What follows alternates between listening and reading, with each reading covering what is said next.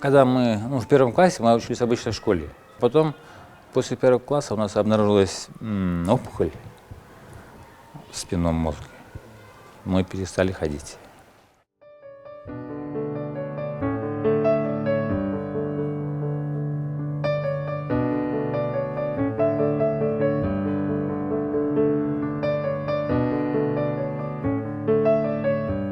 Азалия родилась с диагнозом спинномозговая грыжа. Я узнала об этом только во время родов, и для нас, конечно, это был такой шок.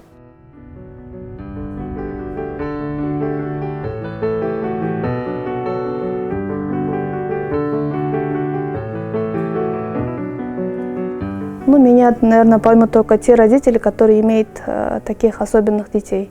Года 3 месяца нам сказали, вот ребенок ДЦП.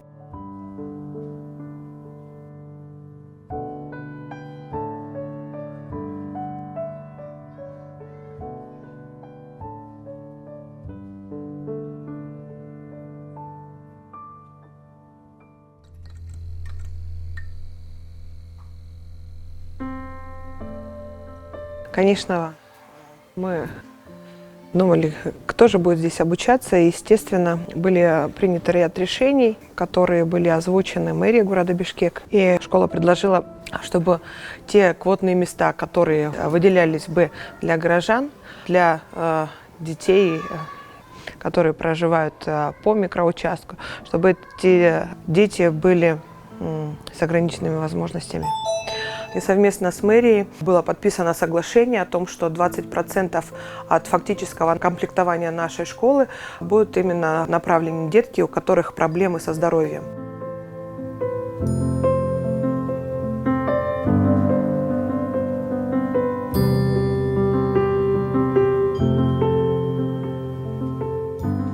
При поступлении в первый класс мы с Азалией столкнулись с очень большой проблемой в выборе школы. И не совру, если скажу, что мы с ней, наверное, просматривали около 30 школ. Где-то мы не подходили, где-то какие-то школы нам не подходили по своей технической оснащенности. Кто-то из знакомых подсказал, что есть такая школа «Газпром», и они берут таких деток на льготной основе. Я очень обрадовалась, потому что, пройдя по этой школе, я как будто оказалась, знаете, не у нас в Бишкеке, а как будто в другой стране, где-то за рубежом. Здесь очень безопасно, в первую очередь. Безопасно в плане лестничные площадки. Для него есть определенная, с помощью чипа он мог бы подниматься не по лестнице, а по лифту. То есть, в первую очередь, для меня безопасность ребенка. Дома мы поставили какие-то держатели. Это он сейчас ходит, а тогда он же 8 лет он начал ходить. Коляску я специально не посадила на коляску. Муж сделал велосипед, где он мог, сам катается, но у него нет равновесия. Я держала. Летний период, осенний, весной мы как бы справились с велосипедом, а зимой, когда снег, уже я с санками возила ребенка в школу. Очень трудно вспоминать то, что мы прошли, все это. Но сейчас спасибо Богу, что сейчас он передвигается сам.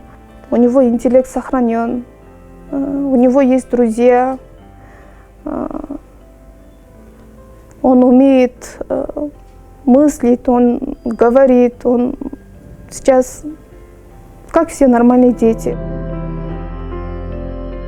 В других школах там для колясочников нет условий абсолютно, потому что уроки могут быть на 2-м, на 3-м этаже, а мы только для 1-го этажа. И там лестницы не приспособлены, что я-то подниму, Хайрат потом он не сможет опускаться. И там условия, допустим, даже если сходить по нужде, нету абсолютно. А здесь есть специальные условия для детей с ограниченными возможностями. Хочу сказать еще об отношениях в классе с детьми. Она дружит. И сейчас мы прям замечаем на переменах, в конце уроков, допустим, ей интересно, она даже забывает про свои ноги и она бежит к детям играть. Вот в фишки, в карточки, там, в шахматы или еще что-то такое. Вот. То есть она уже практически очень мало стала пользоваться тростями.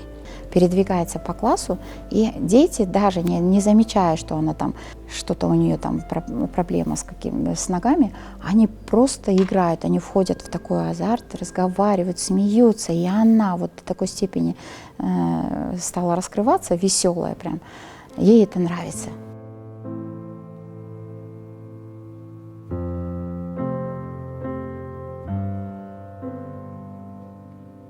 Когда я только попала в эту школу, конечно, были необыкновенные ощущения. У меня сначала болела немного голова из-за шума. И в первый день школы я устал. Потом я уже начал привыкать. Со мной в первый день все дети общались, все мои одноклассники общались, помогали все, и все хотели меня катать, вести. Мне тут удобно передвигаться, иногда я сам передвигаюсь, иногда мне помогают одноклассники. Есть лифт, по нему я передвигаюсь через этажи. У меня есть друг Егор, и в первый день он меня постоянно возил. Именно в первый день и во второй. И один раз я упал, ударился в дверь, и меня подняли, и он меня сразу взял и потащил в медпункт. И начал мне говорить, типа, зачем ты катался с другими, надо было, чтобы я тебя катал. Таких людей, как Кайрат, называют люди с ограниченными возможностями. Но мне больше по душе, когда таких людей называют люди с завышенными потребностями. Да, когда мы встретились с родителями Кайрата, сначала познакомилась с папой Кайрата, рассказал мне очень много о нем, о своем сыне. Я тоже переживала, как это все будет. Но они, наверное, переживали тоже. 5 лет он не ходил в школу, он был на домашнем обучении. И школа, конечно, ему нужна была. Общение с детьми, коллектив. И когда он уже стал ходить в школу, и сейчас, они спокойно отпускают его, не боясь, что-то произойдет. Кстати, я забыла сказать, что дети гуляют, они выходят, у нас большие перемены есть, и они выходят на улицу, по очереди катают его. Можно я, еще и бегают.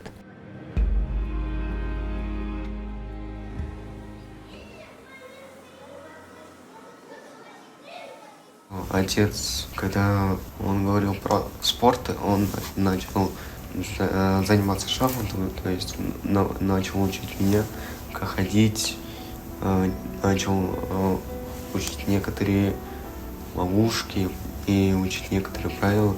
Мой отец был моим первым тренером. Постепенно я уже получаю не только 3-й, 2-й, но и первые места. Стал 2-кратным чемпионом среди ЛОБЗ, среди инвалидов до 18 лет.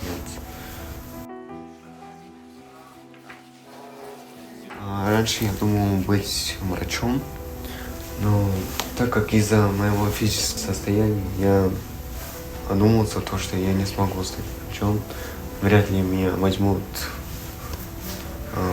в такую профессию, но потом родители дали мне совет поступить в IT, программирование, языки изучать, то есть на улице уже век технологий, поэтому я решил в IT.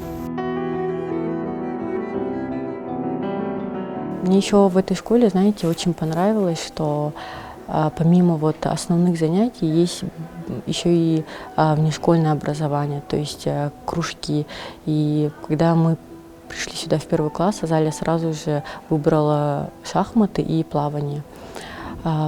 И на протяжении 2 лет Азалия занималась здесь плаванием, и у нее очень большие в этом плане успехи.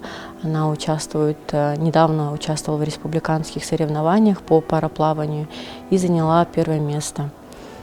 Азалия, ты помнишь, как мы завоевали с тобой эту медаль? Да.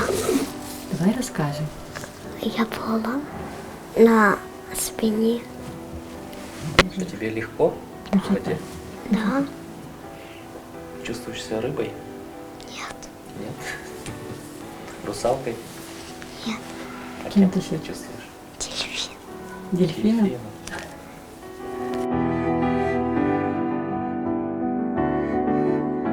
Азалия у нас очень коммуникабельный ребенок, и она с детства знает, чего хочет. Ее детская мечта – это переехать в Канаду, построить там ветеринарную клинику, лечить животных.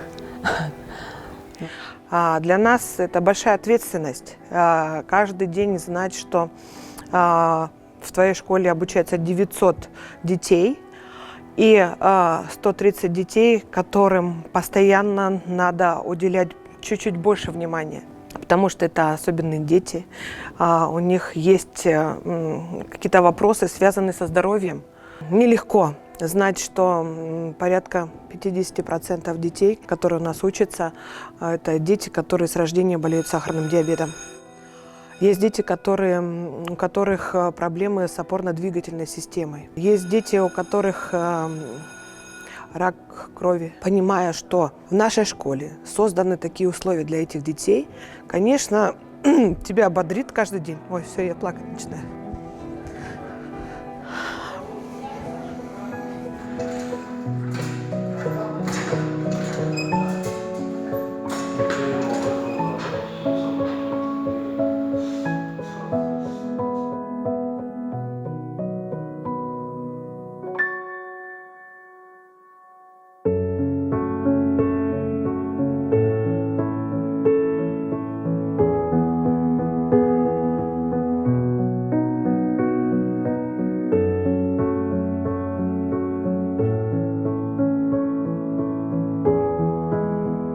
До 6 вечера он полностью занят, и ему здесь очень нравится. То есть здесь достаточно есть условия, чтобы учиться и одновременно заниматься физкультурой, заниматься учебой, сделать домашние задания и заниматься любимым делом, шахматы играть. То есть полноценная среда для развития ученика, ребенка. Государство должно создавать такие условия, чтобы все дети учились при этом вместе, чтобы они и все друг друга понимали. И это вообще общество должно понимать, эти дети, да, они чьи-то дети, да, они могут выглядеть не очень-то красиво. Государство, оно должно подготовить общество, чтобы они приняли особенных детей, и чтобы создавали условия, чтобы они нормально жили, нормально учились, работали. Допустим, за рубежом такого разделения нету. Мы были во многих странах, и там все школы для таких детей одинаковые, как эта школа «Газпром». Я могу сказать, что наша школа действительно является первой, наверное, может быть, и единственной школой, где дети с ограниченными возможностями действительно не ограничены ни в чем. Они могут проявить себя, они так же, как и все дети нашей школы, учатся, радуются, достигают побед. Работая с родителями, мы всегда говорим о том, что мы партнеры в воспитании наших детей. То, что вы доверили нам самое ценное для вас, а мы самое ценное, самому ценному вашему главному в жизни человечку даем еще и образование. Мы заботимся, мы хотим, чтобы вы нам доверяли, чтобы приводили в нашу школу своих младших детей. И школа была нашим общим домом.